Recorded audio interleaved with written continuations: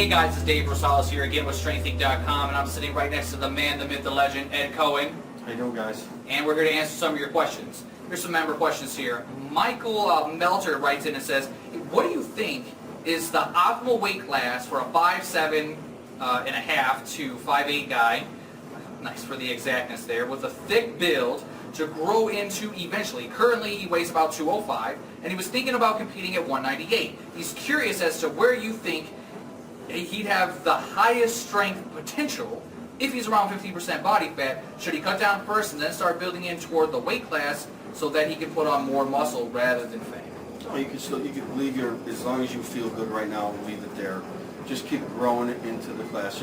It's like the weight class, you're going to grow into it, and then you're going to grow into another one, and then another one. But being 205, you can go 198 right now, and then let your weight go up, see where it's at. If it's still within range to go back to 198 without really losing too much strength, do it again. Eventually, all of a sudden, you'll be at the 220. My estimate would be, your best bet would be probably at 242.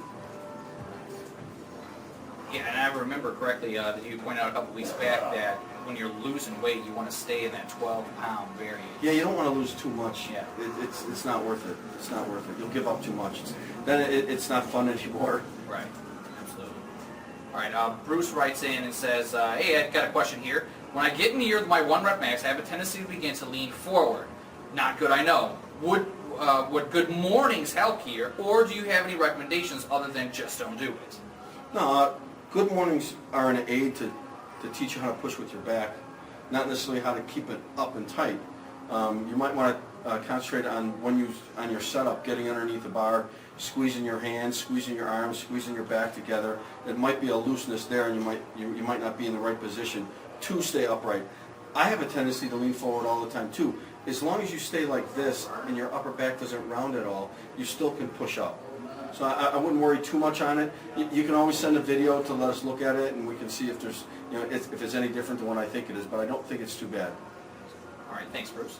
Brian writes in and says he's got some deadlift questions. He pulls conventional for the most part, and when I miss, it's just under the kneecap where the patella tendon is. I can pull to the tendon, and if I get over this point, I can usually lock out.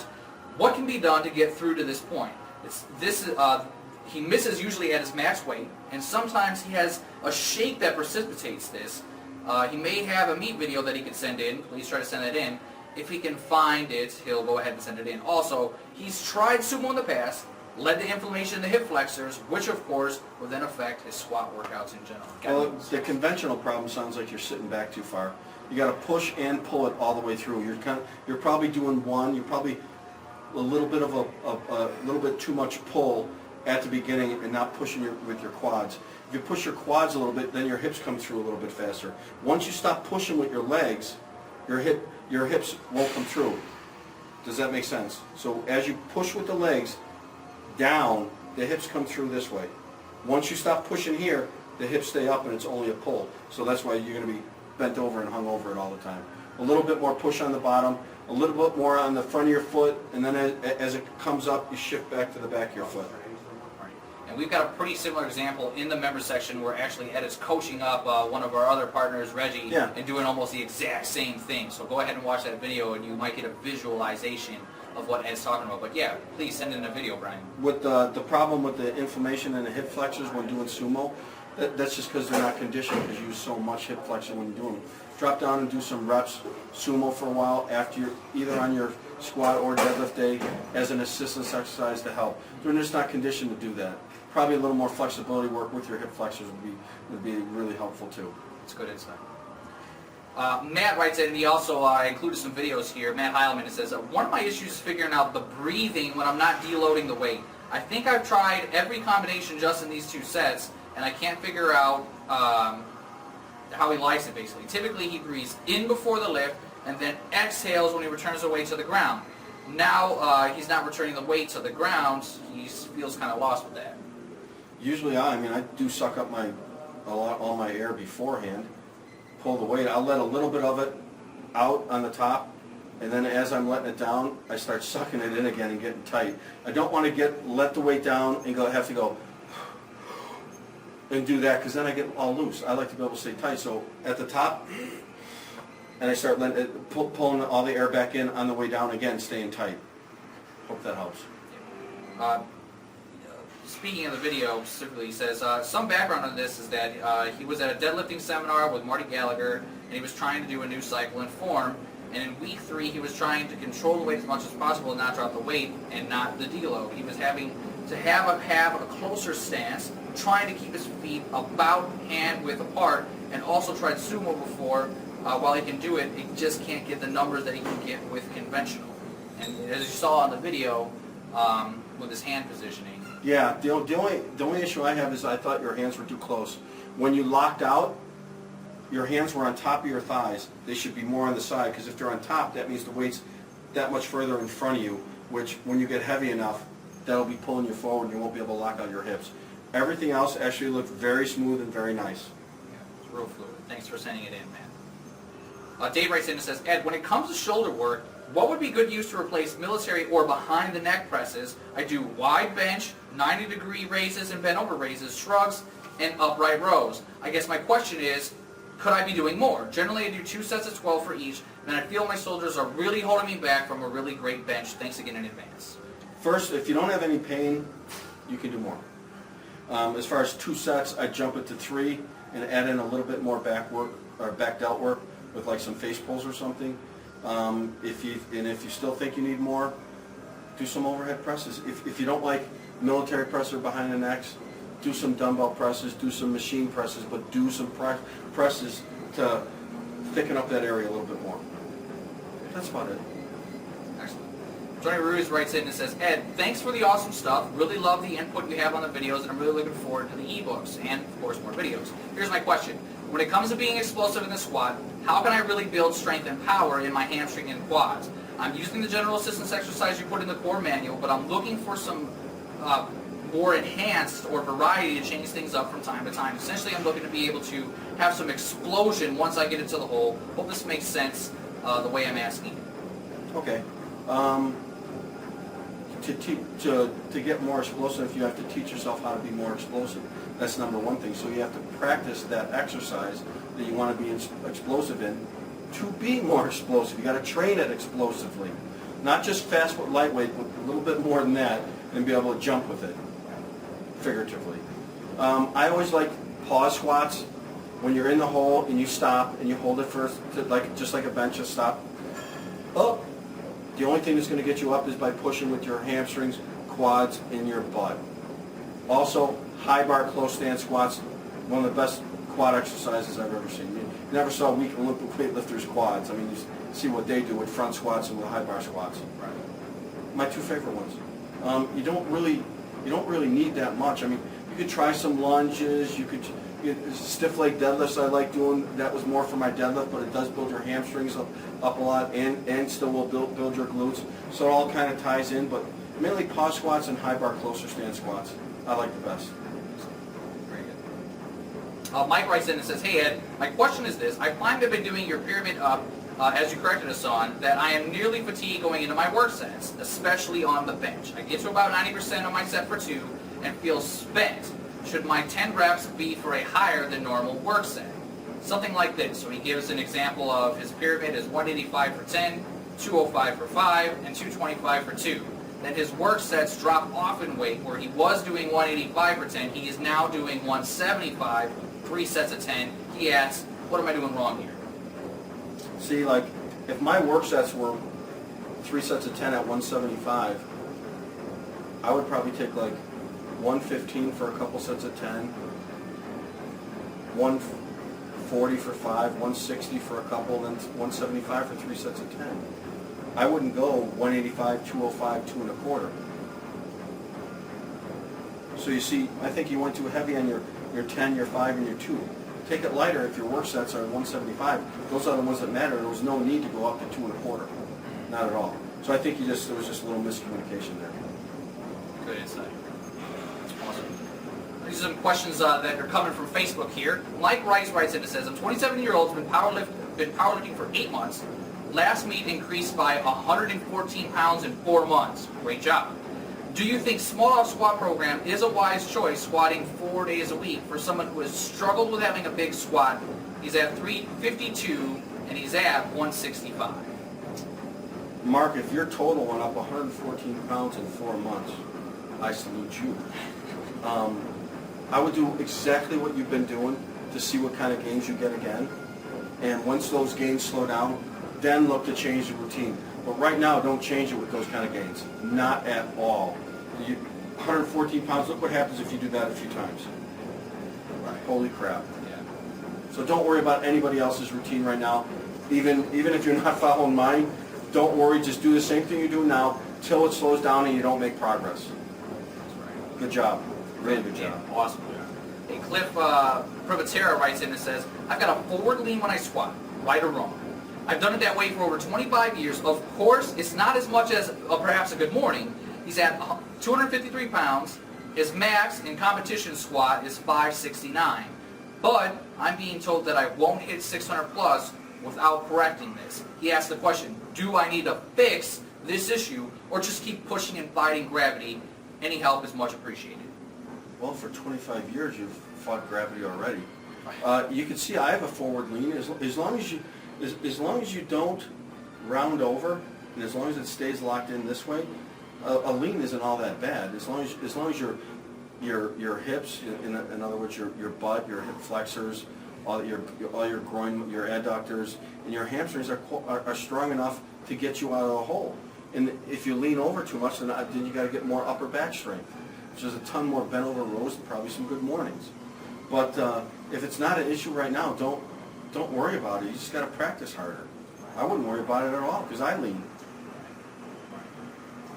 All right, thanks, Cliff. And Janice Baby Eater Finkelman writes in and Nice says, name.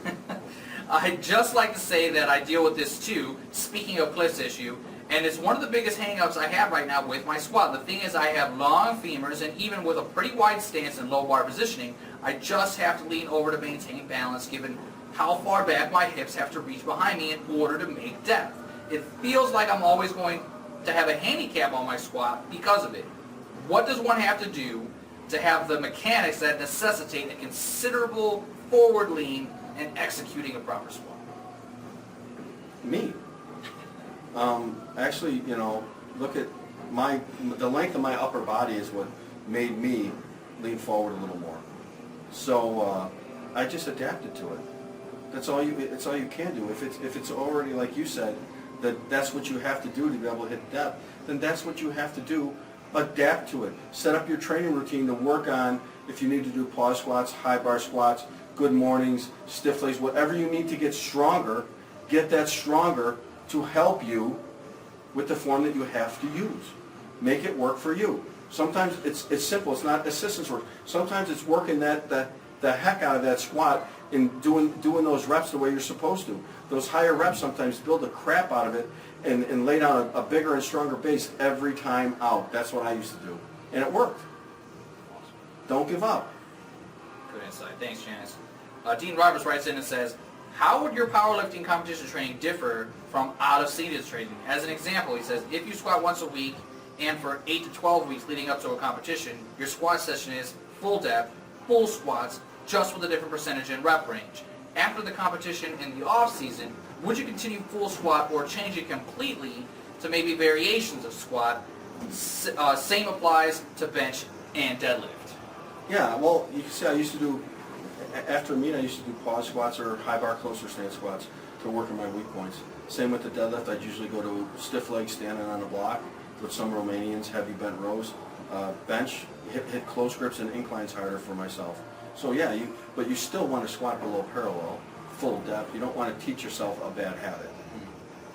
And as far as how it varied, the routine itself varied. During the season, I would take bigger jumps when I got ready for a meet to peak out for the meet. Off season, I'd do a longer cycle, smaller jumps, make it last longer, so I get more base work done, and then into strength training stage. Thanks.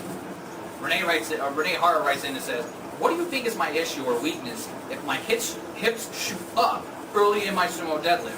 A muscle weakness, weak form, or maybe my hips are too low at my starting position? What can I do to correct this issue? Greetings from Austria. to see, Renee, to see if your hips are too low, you can send us a video, and we'll go over it for you. And everything else, yes, to all of it. It could be a weakness. I can tell by looking at a video if you send it, but a lot of times what someone does, if their hips come up too early, it's usually they're either setting up too high or too low. And not locking in tight enough, not pulling against the bar, kind of like I'll pull against the bar, take the slack out of it, wiggle myself in tighter and tighter and tighter. And then you're probably not pushing enough with your quads at the beginning of the lift to get it moving. A lot of times what happens is you pull too much with your back, your upper back, your mid back, your lower back, and your hamstrings, and that'll have a tendency to pitch you forward, which makes your butt rise. So probably a little bit more pitch, you're getting your chest up faster. But send us a video and I'll look at it and let you know. Junkai Hang writes in and says, Mr. Coan, I realize after meet my strength has really dropped into the gutter for my squat. The bench press and deadlift are still there. May I know why this is? And how do I get back on track? Thanks. Well, a couple things. It depends if you're taking any time off after a meet. You take some time off afterwards and start squatting again. It feels like you never lifted before. You're all loose and stuff. If you wear equipment at the meet and then not again, you know, when you start training again, because you get used to the equipment, it takes the edge off and makes you weaker a little bit eventually. And that's pretty much it, I think. If you're taking too much time off or you're just not into it, but the squat requires a lot more leverage than the other two. So sometimes you will drop off a little bit if you took the time off. Or sometimes what happens is if you peaked for a meet correctly and went crazy, peaked perfectly and went great at the meet and stuff, it's anticlimactic to start training again. So start light and build yourself back up so you don't, let yourself down when you start. You shouldn't be starting too high when you start again anyways. Good insight. Hey, Frankie Barnum writes in and says, what's your opinion on push presses versus strict overhead presses? Please reply. I normally do push presses 3 to 5 reps, then strict presses afterwards for 6 to 8 reps. I would actually do my strict overhead presses first and then the push presses afterwards. Mainly because I want that's a lot harder work on strict overhead presses instead of push press where you're getting something out of it. You're not going to get as much out of the push press as you will carry over for a strict press. So do it that way. Diana Andre writes in and says, hello, Mr. Coan. I would like to know what kind of diet and supplementation you followed back when you competed. What are your favorite sources of carbohydrate and protein? Thanks a lot and greetings from Brazil. Well, if I didn't have to worry about a weight class, because I was a lot younger then, I could pretty much eat whatever I wanted. I'd basically get everything I needed, a lot of meat, just chicken and beef. Wasn't really that much of a fish fan back then. Wasn't a big fan of vegetables, but I ate rice and potatoes and whatever else I wanted to make me happy, as long as I was in that weight class. I made sure I got enough nutrition. Some of the supplements were a lot more limited back then. It was some basic vitamin and minerals with a protein drink. There wasn't a lot available. I was lucky that I have enough. I had a contract with Ruiz at the time, so I used to get a bunch of stuff and try all his stuff. So a lot of branched chain aminos too. But that's about it. Not a lot of crazy stuff. And we are putting together a nutrition ebook here soon as well, Diana. So be on the lookout for that. We'll definitely post it up. Make it easy. Hey, Timo Mikkonen. Finish, I assume. Yeah, writes in and says, currently looking for some information on stretching, foam rolling, etc. Things to prevent and recover from injuries and to increase range of motion. What can you tell me about these things? Few things. For recovery and stuff, a little bit of stretching, get your body temperature up before you lift. Light foam rolling, not too much because you don't want to be too loose. Normally before I work out, like before squats, I'll do some light stretching, some light leg presses, some hypers, and then I'm ready and I'm all loose enough. So just do a couple different forms of some exercises. Same with deadlift, same with bench, some pull downs, some little stuff, push downs, a little bit of curls. Foam rolling, I don't do too much of, but I would mainly do it afterwards for recovery wise to get that blood in there. More stretching afterwards than before. And as far as recovery from injuries, I used to go out to a guy named Salaria. He's one of the founders of the ISSA personal training, and a phenomenal doctor. and he taught me a lot, and I would normally try to get back to doing the exact same exercise I got hurt on, just for range of motion and to get that blood back in the area, and I actually heal faster than anybody ever could dream of because of that. As far as everything else, I know on Elite site they have some question and answers with some good doctors that know. On Josh Bryant's site, Josh has a newsletter, and he just finished. You can request it. One of his newsletters was on recovery, but keeping it simple is just some more stretching afterwards with some foam rolling afterwards, and beforehand very light stretching, and go through the range of motion on some other exercises to loosen you up and get your body temperature up. But as far as that, there's not a lot else. If you feel something tight, start stretching it, get a little massage work done. Best in the world. Excellent. All right, guys, that wraps up our Q&A for this week. We thank you very much for writing them in. Just go ahead and continue to send in them those videos. Absolutely. Keep sending us videos. I like to do that. That way I get to see what you're doing wrong, instead of hypothetically thinking what's wrong. So please send in the videos. I love doing that. Absolutely. Thanks a lot, guys. We're out. Take care.